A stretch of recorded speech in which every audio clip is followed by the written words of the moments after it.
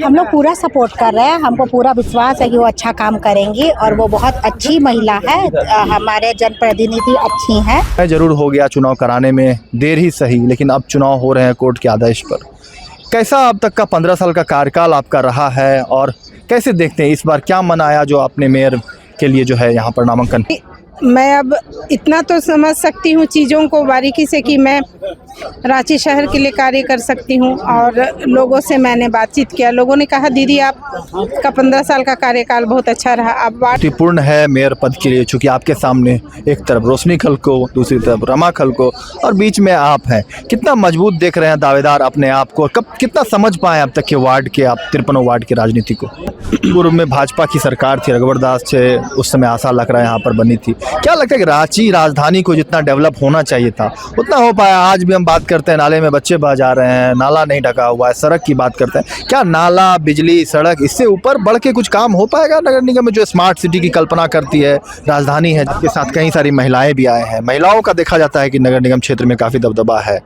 पिछले पूर्व में भी महिला मेयर रही है। इस बार आप चुनाव में सामने आए हैं, क्या कुछ तस्वीरें बदलेगी राजधानी की? जो समस्याएं हैं हर वार्डों की, जो देखे आए दिन जो है बातें सामने आती है, उन चीज़ों को लेकर काम करिए। हालांकि इस बार ईवीएम से नहीं बैलेट पेपर से चुनाव हो रहे हैं, तो इसको कैसे आप लोग देख रहे हैं इस फैसले को? तो सीधी तस्वीरें हम दिखा रहे हैं समाहरणालय की, जहां की तमाम जो वार्ड पार्षद हैं वह नामांकन करने के पहुंचे हैं और साथ साथ जो मेयर के प्रत्याशी है वह भी नामांकन करने के लिए पहुंचे हैं। कल भाजपा द्वारा रोशनी खलको को मेयर प्रत्याशी उतारा गया है, वही कांग्रेस ने जो है रमा खलको को प्रत्याशी बनाया है।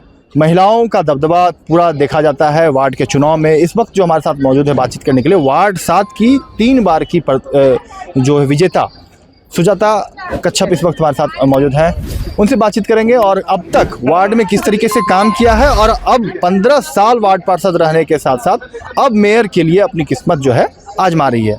मैडम, समय ज़रूर हो गया चुनाव कराने में देर ही सही, लेकिन अब चुनाव हो रहे हैं कोर्ट के आदेश पर।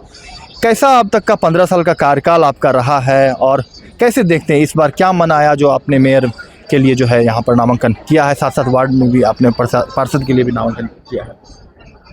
15 साल पार्षद रहने के बाद मुझे महसूस हुआ कि मैं अब इतना तो समझ सकती हूँ चीज़ों को बारीकी से कि मैं रांची शहर के लिए कार्य कर सकती हूँ। और लोगों से मैंने बातचीत किया, लोगों ने कहा दीदी आपका 15 साल का कार्यकाल बहुत अच्छा रहा। आप वार्डों के लिए, वार्डों से बाहर जाके भी काम करती हैं, तो ऐसी स्थिति में आपको क्यों ना आप मेयर में अपना किस्मत आजमाती हैं। तो मैंने कहा कि ये तो बहुत बड़ा जिम्मेदारी है। फिर लोगों ने कहा दीदी आप कर लेंगी। और फिर मैंने भी समीक्षा की कि मुझे ऐसा लगता है कि वार्डों से निकलकर बाहर काम करना चाहिए, क्योंकि समस्याएं लगभग सभी वार्ड में एक जैसी हैं। इसीलिए फिर मैंने मेयर प्रत्याशी के रूप में आज अपना नामांकन किया है। कितना चुनौतीपूर्ण है मेयर पद के लिए, चूँकि आपके सामने एक तरफ रोशनी खलको, दूसरी तरफ रमा खलको और बीच में आप हैं। कितना मजबूत देख रहे हैं दावेदार अपने आप को? कब कितना समझ पाए अब तक के वार्ड के, आप 53 वार्ड की राजनीति को?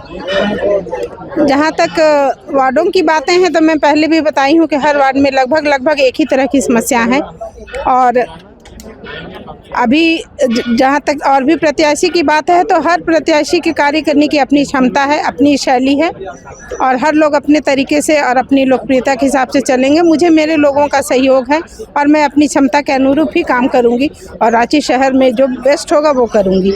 इसलिए मैं किसी को या किसी के बराबर अपने को नहीं समझती हूँ। पूर्व में भाजपा की सरकार थी, रघुवर दास से उस समय आशा लग रहा है यहाँ पर बनी थी। क्या लगता है कि रांची राजधानी को जितना डेवलप होना चाहिए था उतना हो पाया? आज भी हम बात करते हैं नाले में बच्चे बह जा रहे हैं, नाला नहीं ढका हुआ है, सड़क की बात करते हैं। क्या नाला, बिजली, सड़क, इससे ऊपर बढ़ के कुछ काम हो पाएगा नगर निगम में जो स्मार्ट सिटी की कल्पना करती है? राजधानी है झारखंड। अगर इच्छा शक्ति हो तो सब कुछ संभव है। मुझे लगता है हो सकता है। चीज़ों को धरातल में उतारने के लिए लोगों से मिलना जुलना और धरातल पे चीज़ों को बारीकी से गहन अध्ययन के साथ में अगर किया जाए तो सब कुछ संभव है। आपके साथ कई सारी महिलाएं भी आए हैं। महिलाओं का देखा जाता है कि नगर निगम क्षेत्र में काफ़ी दबदबा है।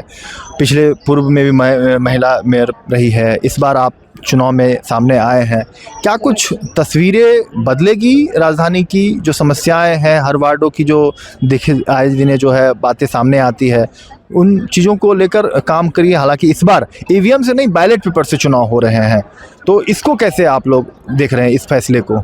और दलगत नहीं है? दलगत नहीं है, ये बहुत अच्छी बात है। सभी लोग इसमें, समाज सेवी लोग भाग ले सकते हैं। और दूसरा बैलेट पेपर से हो रहा है, तो मुझे लगता है हर तबके के लोग इसमें अच्छी तरह से भली भांति भाग ले सकते हैं। मशीनों को समझना, कभी कभी बहुत निम्न वर्ग के लोग या महिलाएं बहुत ऐसी हैं जो पढ़ी लिखी नहीं है, तो नहीं कर पाती है, इसलिए सब ठीक है। आप समर्थन में हैं बैलेट पेपर? हाँ, मैं समर्थन में हूँ। और दूसरा ये कहूँगी, रहा बात महिलाओं की, तो महिला सृजनकर्ता होती है, वो अपने घर को संवारती है, चाहे वो पढ़ी लिखी हो या ना हो। तो मुझे लगता है महिलाएं आगे आ रही हैं, तो सब कुछ अच्छा और सजा सवरा होगा, व्यवस्थित ढंग से होगा ये शहर। आपने क्या विजन रखा है मैडम? अगर आपसे पूछा जाए कि आप क्या रांची को कैसे विकास करेंगे, कैसे एक स्मार्ट सिटी के रूप में बनाएंगे, कुछ तो विजन रखा होगा कि मेयर ख्याल में आया, कुछ काम होगा जो आपने सोच रखा होगा कि इस तरीके से हम काम करेंगे मेयर बनते हैं तो? एक स्मार्ट शहर का रूपरेखा, साफ सफाई पहले है, फिर ग्रीनरी, थोड़ा स्वच्छता, पेड़ पौधे लगे होने चाहिए। और दूसरा है कि फुटपाथ में जहाँ तहाँ दुकानें या वेंडर जोन नहीं होना चाहिए, एक व्यवस्थित रूप से उनके लिए व्यवस्था होनी चाहिए, ताकि जब हम रोड में चले तो देखने में अच्छा लगे। बैठने की व्यवस्था, पानी की व्यवस्था रोडों में हो, और नाली को दुरुस्त करने की आवश्यकता है ताकि बारिश में जल जमाव ना हो। 15 सालों का एक्सपीरियंस वार्ड पार्षद के रहते हुए कितना कैसा रहा है, और अब तक वार्ड में कितना कुछ बदल पाए हैं, और उस एक्सपीरियंस को लेकर आगे कैसे काम करेंगे?